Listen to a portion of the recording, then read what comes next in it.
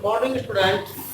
Class 11 chapter number first set. हम set पे आ रहे हैं और इसमें सेट के कॉन्सेप्ट को आज हम समझेंगे। सेट किसे कहते हैं तो देखिए अब आप चैप्टर 11 सेट, पहला टॉपिक है कॉन्सेप्ट ऑफ ए सेट। क्योंकि जो सी चीज हम पढ़ रहे हैं उसका कॉन्सेप्ट हमारी समझ में आना चाहिए। तो उसका सेट का जो कॉन्सेप्ट है वो ये है कि a well defined collection of object is called set. यानी कि जिन ऑब्जेक्ट का हमें वेल डिफाइन हो, जो ऑब्जेक्ट हमें वेल डिफाइन हो, उनके कलेक्शन को हम सेट बोलते हैं। देखो लिखा हुआ है a set is a well defined collection of a set. मतलब के सेट के जो एलिमेंट होंगे, सेट के अंदर जो ऑब्जेक्ट होंगे वो वेल डिफाइन होने चाहिए, उसमें कोई कंफ्यूजन नहीं होना चाहिए। दैट्स ए क्लियर, बिल्कुल क्लियर होना चाहिए कि उनके बारे में क्या जानकारी आपके पास है। जैसे कि फिर रिप्रेजेंटेशन ऑफ सेट चलता है। किसी भी सेट को रिप्रेजेंट करने के हमारे पास दो मेथड है, एक रोस्टर फॉर्म है, एक सेट बिल्डर फॉर्म है।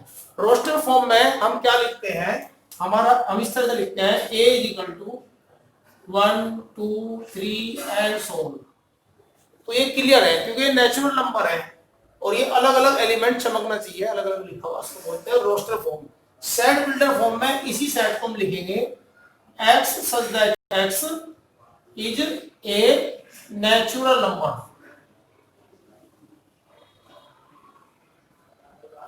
तो इस तरीके से हमारा रिप्रेजेंटेशन ऑफ सेट निकल जाता है। इसको मिडिल ब्रैकेट के अंदर लिखेंगे, यहाँ पे कैपिटल लेटर लिखेंगे।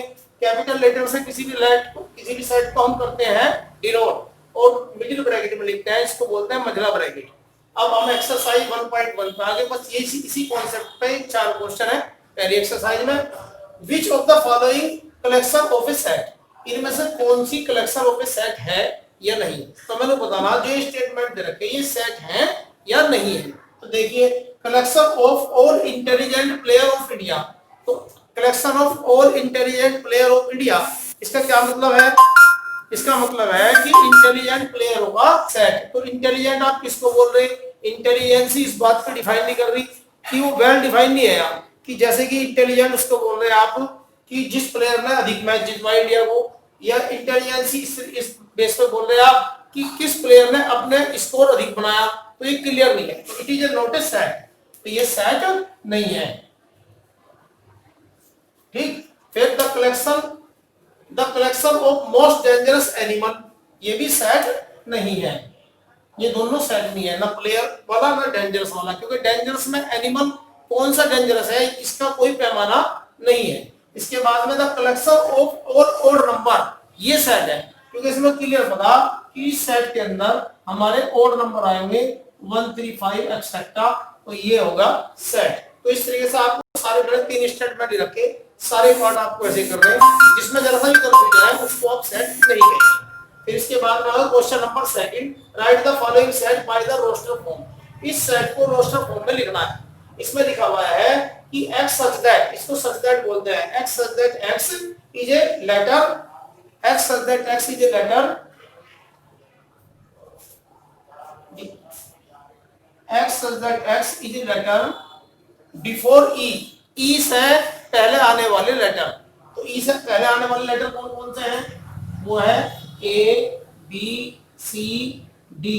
e नहीं आएगा क्योंकि e से पहले वाले चाहिए, बिफोर ई। तो ये होगा आपका रोस्टर फॉर्म में लिख दिया आपने, अलग अलग एलिमेंट हमें दिखाई दे रहा। अब क्वेश्चन नंबर 3 पे आगे, representation of the following set और इन्हें set builder form, set builder form में इनको लिखना है।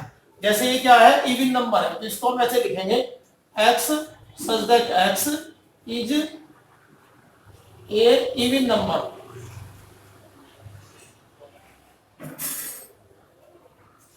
तो उसका गुण लिखा जाता है, जो एलिमेंट है उनका गुण लिखा जाता है। जैसे इवन नंबर है तो x such that x is even number. Write the following set in a roster form, roster form में लिखना है इसको। तो अगर हम इसको सोल्व करते हैं तो x square is equal to 16, x is equal to plus minus 4। तो प्लस माइनस 4 से इससे लेस देन लिखने आपको। तो इससे लेस देन वाले हम सारे सेट लिखेंगे, वो सारे नंबर लिखने, -4 -3 -2 -1 0 1 2 3 4। लेस देन इक्वल टू 16 लिख रखा है, x square less than equal to 16। 4 से छोटे छोटे सारे इंटीजर लिखने हैं, -4 से +4 के बीच के। ठीक हो गया? तो ये आपका आपकी एक्सरसाइज समाप्त होगी। अगर आप अगले कॉन्सेप्ट को आपको कल को पढ़ाएंगे, इसके सारे आप क्वेश्चन करिए और अपने मोबाइल को अपनी आंखों से 25 सेंटीमीटर डिस्टेंस पर रखिए। Thank you.